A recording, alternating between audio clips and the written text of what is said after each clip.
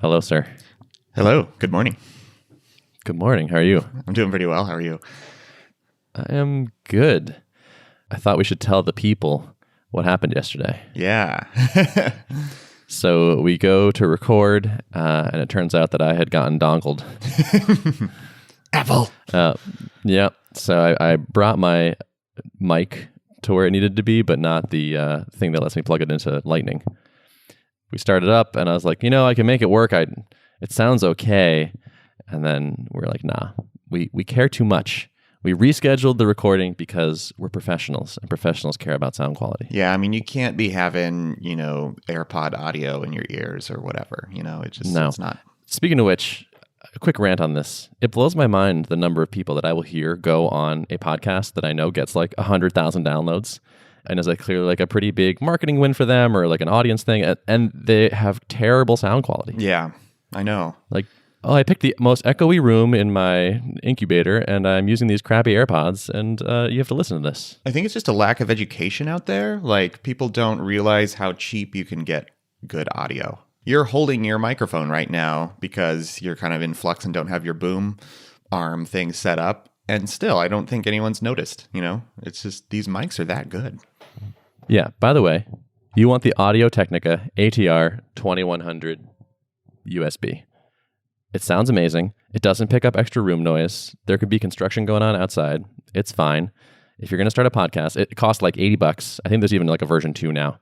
That's what you have. That's what I have. They sound great, and they're amazing, and they're cheap, and they plug into almost all things as long as you don't have an Apple laptop. Yeah.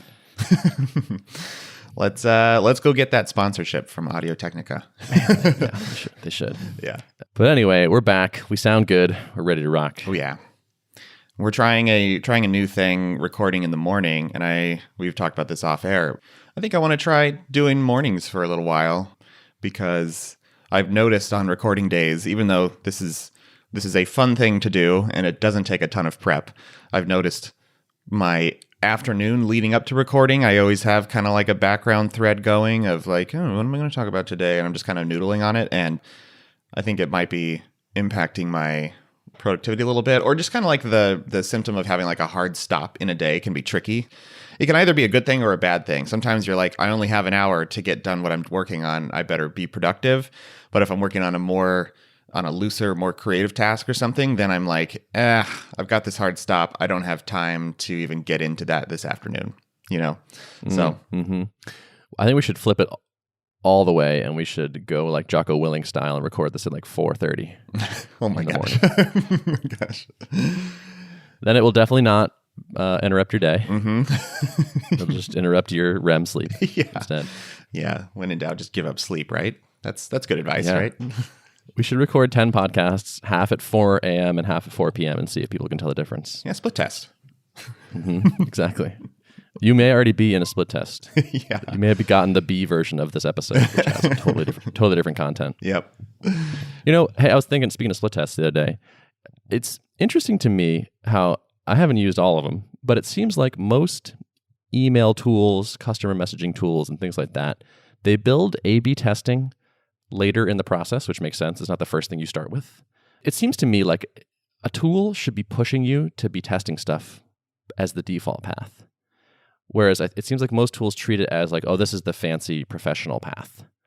But if it was just like every time I went to send a broadcast in drip, if it was like, give us 2 subjects and we'll test them and then you'll know. Or like, especially for like an automated email, like if this is going to go out again and again, like why isn't the default that? I think it's a fair point. I think the main reason why this is what we kind of came up against when we were architecting split testing was, one, people like the idea of it, but the users are not super comfortable with it, I don't think.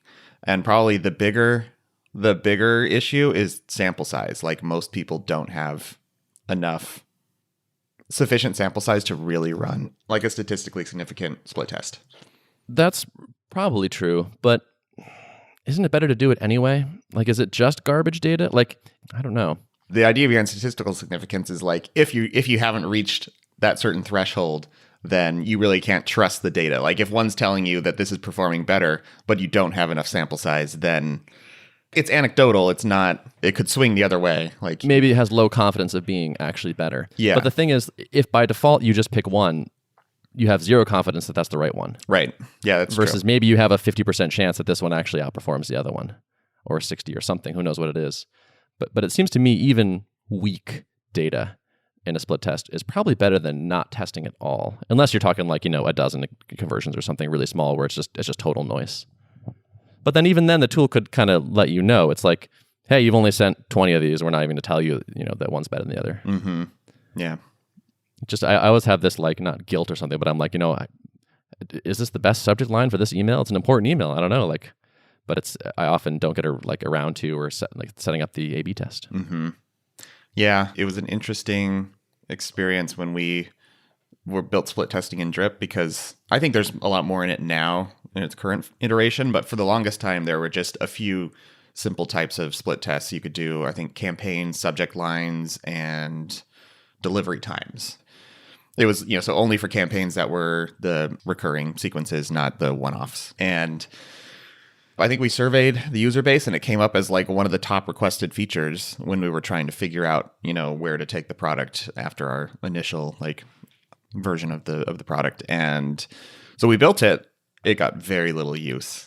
It was pretty stratified. It was crazy. That would totally be my guess. I think it's one of those things you should probably do, but you don't get around to it. And that's why it seems to me this is a thing you would want to build in as look, this is actually just the best way to do it. And so we're going to have that be the default path. It's like, okay, you are creating a new automated message. What metric are you trying to improve? That one? Okay, cool. We're going to automatically set up a control for you and only email half the people and make sure that see what the metric does. I wish there's more of that. Yeah. Yeah. That's interesting. Instead, I have to rely on my own discipline, which is, it's not that reliable. Yeah. Because, you can do it right now in Drip, I'm assuming, with broadcast. I haven't tried it recently. Sure, yeah. But it's just the extra clicks where you're like... Right. Yeah. Yeah. Mm-hmm. Just deterrent enough.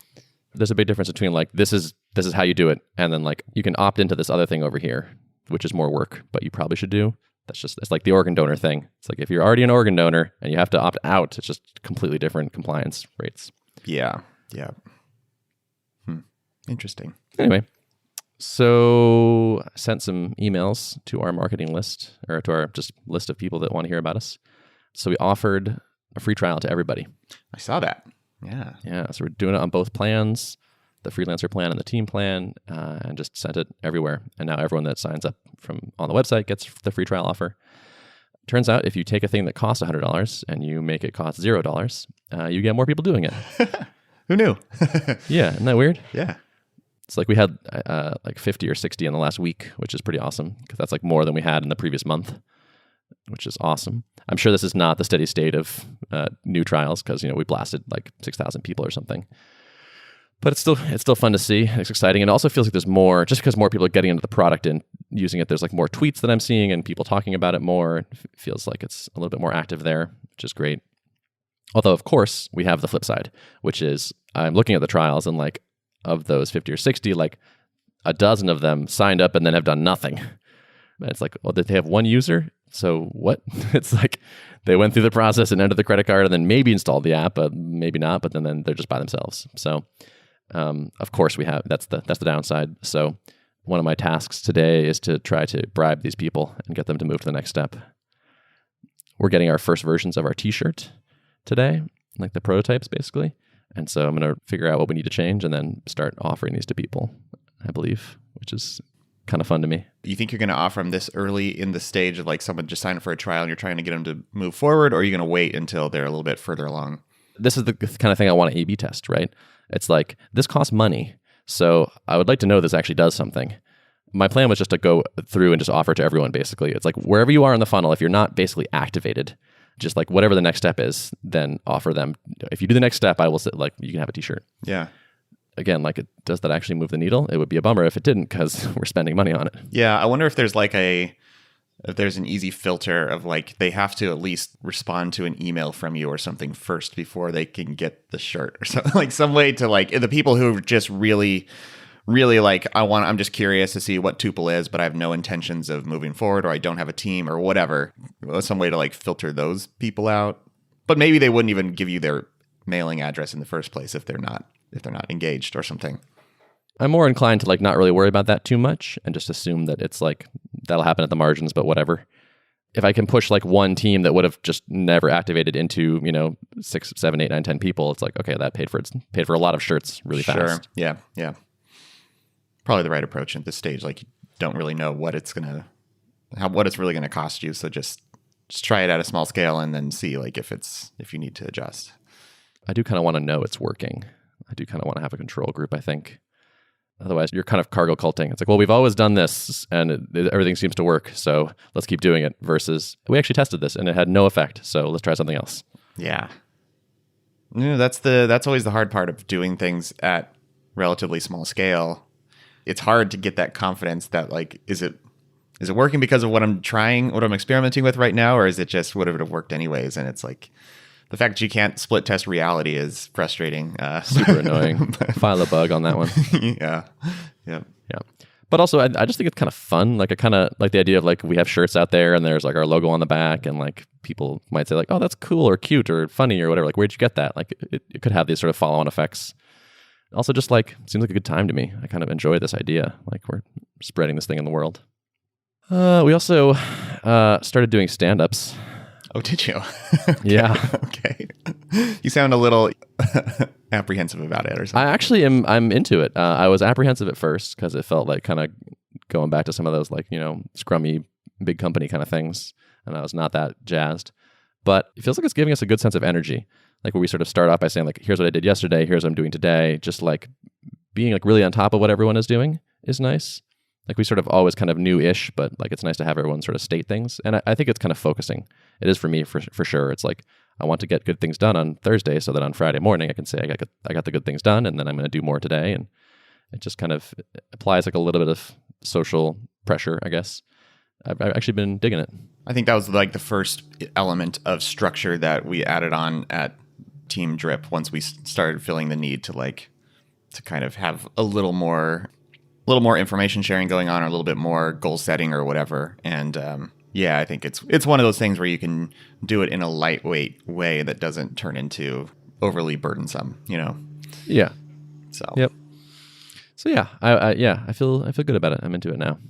And then further on the like process and structure thing, we are all currently reading Shape Up. Ah, yeah. The other day we kind of had like this meeting of like trying to figure out what to do next and prioritize and where should we track this, and like it kind of emerged to me after like a half an hour of kind of debating things. It's like none of us have a process we feel strongly about and that we really like. And so I just sort of threw out like, what if we just all read this book and then just see if it works? Like let's all read it by Monday, and then we'll kind of adapt it as we need to, but then just kind of see if it feels like it's good for us. Yeah. What has your like project planning structure looked like so far? Because I mean, the Shape Up thing is like the 6-week cycles, and there's kind of a specific methodology to it. Have you guys been pretty loose about like we just kind of have a list and we kind of know what our priorities are and pull them off? Totally. Yeah. Yep. Yeah. There often isn't even totally a list. Like it's just kind of like, all right, what should we do next? It's like, well, we've been hearing this a lot, or this seems important, or whatever. Classic startup chaos, which I'm pretty comfortable with. Like I don't think it's that bad. I was saying to Spencer and Joel that all processes have pros and cons. We're having some pains with what we're doing now, which is, very ad hoc and unstructured. There are pros and cons to that. And then adopting a new thing will have a different set. And so we have to make sure that we're solving like a problem we actually have, because we're going to be adopting some downsides for sure. Yeah. Yeah. And hopefully, so I should really read this because there's been so much commentary about it in the industry, like it kind of made waves, and I think in a good way. So I feel like I should be informed. But I hope that inside this book, there's like escape hatches. Like what are places where it's okay to kind of break out of the mold? Because I feel like that would be really helpful. If it's like, in general, by default, you should stick to this certain cadence of planning work and doing it. But then like, what are the places where you should break the rules, in the name of being responsive to customers, or just because you're small enough and you could be agile, lowercase agile, or whatever, Totally. I do know that there's a section for smaller teams where he talks about where you might want to build in some more flexibility to the process. And actually, I really like the take, which is they say if you're on a smaller team, rather than adopting these specific practices that we're doing, kind of just think about the things that are true in the world, the realities that are somewhat inescapable. Like in order to get work done, you basically have to shape it first. You have to decide what the work is. So maybe the process is not exactly the way we do it, but realize that you have to do that shaping thing. And that is for sure has been a pain point for us. That's the thing I'm kind of most excited about, is that it has happened a couple times where I've asked Spencer or Joel to do something and they do a thing and I'm like, that's not what I wanted. And that sucks for everybody, right? That's just no fun. And so like we're realizing now that there are, first of all, not really any small features. Like just because it's easy to say a thing doesn't mean you're thinking of the same thing or it's actually going to be easy to do. And there's actually often a lot of surprising implications. So exploring that area first and determining those, there's a rabbit hole over here, watch out for this, is really worthwhile. But also just having a written document where it's like, I wanted to do this and this and this, and this is important and this is not important, even for something seemingly small is probably the right call. Totally. Well, I'm interested to hear, how it, what you guys think of the book after you read it, and then, the kind of the things you're thinking about implementing from it. Looking forward to that. Yeah. We'll probably talk to you about that on this podcast. Mm-hmm. Great. That would be a great forum. That'll make some hashtag content that we can use. How's our SEO, by the way? Are we SEOing up in here? I don't know.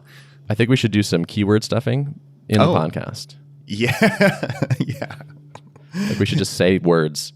Now that Apple's apparently going to be like a transcribing podcast or something. Oh, are they really? I didn't hear this. Oh. I think this was announced recently-ish, but I haven't seen it yet.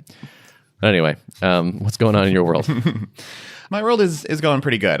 So last week I was at the conference and I talked about it last time, and now I'm just been back to kind of the product trenches, working on the thing that I was also talking about last time. So did you not go to the Tiny Seed retreat then? I did not, sadly. Yeah, it overlapped with JamstackConf. I would have been like missing part of the retreat anyways, and would flying across the world and all the implications of time zone messing with your head. Like, yeah. Do you feel fairly connected to the Tiny Seed cohort? I feel like decently connected. I feel like I'm bummed that I missed it. It was a tough call for me because I've heard the stories about how valuable these sessions are that they have on the retreats. Like there's usually some really great takeaways for people. And I've heard individual stories about people like, I wasn't really sure what to bring up about my business. And then as soon as I started talking to the other founders about it, like we went on for an hour and got like through a bunch of meaty stuff. So I'm kind of bummed to miss out on that part. Part of me feels like that would be really valuable for me right now. And it's harder to get that kind of interaction over, Slack, or we do kind of like weekly cohort calls and stuff, or every other week. And so there's a chance to like kind of update people quickly on what you're working on, but it's not the same as being in the same room as people. So a little bit bummed to have missed it. It's been a little bit of a mental struggle this week, and I'm trying to identify what's causing me the most strife. I think I'm mostly frustrated by my single-threadedness. The fact that it's, I'm solo. It's tough to straddle the lines between like building product, being like doing individual contributor work, and then also trying to wear the hat of the visionary and the product researcher and the person who's talking to customers and figuring out, making sure I'm like building what people want and what niches is this most valuable for, and like all these questions that I want to have a lot of certainty about and be working towards answering in a meaningful way, but also faced with the fact that like if I'm gonna build cool stuff, like that's also a very time-consuming, creative, immersive process where it can easily eclipse all your time. Like that's a full-time job in and of itself. So I think just like juggling these multiple, what could be full-time jobs and feeling like, how do I strike the balance well on this and continue to build great product and nail it on the product marketer and customer, like product person who interfaces with customers and juggle all those things. It's hard. Sounds hard. Yeah. It's like any good idea you have, you always have to go do it yourself. Mm-hmm. Yeah. You're never like, here's an idea and I can hand it off to someone. Right. And I know that's both a superpower and a burden. Like it's really cool that I don't have to, write up a ticket and try to describe what I want to do and then interface with the person to make sure it's good. Like there's a certain amount of friction involved with that process too. On the flip side, I'm the only one, so there's no one to delegate that to, and so I think that's the trickiest part. And I'm feeling like time's moving quickly. I don't have enough time to do all the things that I need to do, and also like managing I don't know, managing energy levels. Like, in theory, it's like, yeah, I should be regularly talking to users and trying to make sure the product is on the right track. Just thinking through, like, what are the mechanisms? What are the best ways to approach these kinds of conversations? Do I email the whole list? Do I do a lightweight survey? Do I start reaching out one by one to people? There's everything that you could do as a founder has a bunch of decisions around it. And I think it's like a little bit of decision fatigue that I'm feeling right now, where I kind of sometimes feel like I'm really just flying by the seat of my pants, making a bunch of decisions that are not necessarily well thought out because I don't feel like I have the time to think all of them through really well, And do you think that's like kind of a downstream effect of not having someone to bounce ideas off of? Probably, yeah. I mean, I think I have plenty of people to bounce ideas off of, but I think this is maybe the difference between having co-founders and just having friends or mastermind groups or a network of people who are invested in you and willing to help. But like, I'm not gonna necessarily tap that well like 5 times a day as I'm trying to think through my minutia of running my business. I think it's the lacking that like someone else in this with me taking on half the decision making. And so I don't know. I don't have any conclusions or solutions for myself right now. It's just what I'm thinking through and struggling with a little bit, I think. Totally. I mean, I understand that. That struggle feels very natural to me. I think going it solo is kind of hard mode a little bit. Yeah, for sure. And I think it's probably trying to give myself permission, I guess, to go in phases where like, okay, I'm building this meaty, feature that I feel like is kind of a big foundational change to the product and will be good for the product. And like, maybe it's going to take me 2 weeks to build this. And I think I alluded to this before, like about my struggle to commit to taking on long projects because, I get a week and a half in and I'm like, yep, my marketing efforts have definitely slowed down. Like I'm still getting a trickle of signups, but there's a lot fewer. There's not people talking about StaticKit. Like I'm not staying in the public conversation as much because I've been building product and not been doing marketing stuff.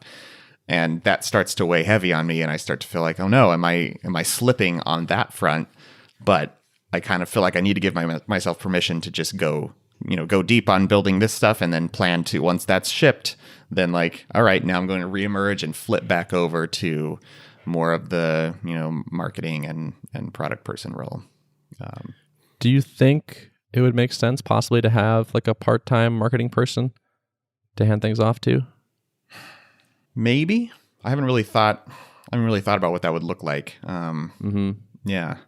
I mean, I could see it not working that well. Like you don't have a process exactly right now or something. Like it might be tough to just be like, take over marketing, or like, yeah, it might be one of those things where the additional friction of managing a person and giving them tasks doesn't gain you that much. Yeah. Because I feel like it's so fuzzy for me right now on what it would really need to be. I feel like a very entrepreneurial person who would take a lot of ownership in setting that direction because, So that was kind of my short-term thought, but then my longer, bigger picture thing is like, I mean, I feel like solo foundership is hard. Like I honestly would kind of like love to see you teamed up with somebody so you have, that companion in the trenches and, somebody else who's complementing your skill set and things like that. Yeah. Yeah. Yeah. But I don't know how you go from where you are to there. That's like, just find an awesome co-founder, man. Mm-hmm. Taking on co-founders is sort of like marrying people. It's like it's a big deal. Yeah, and that sounds like a lot of work, vetting, like searching, vetting, dating, all of that. Analogous to finding co-founders. Yeah, it's probably worth trying to like have some conversations with other solo founders who have navigated it and see what their strategies were. Because I know people do it. I know that it's been done.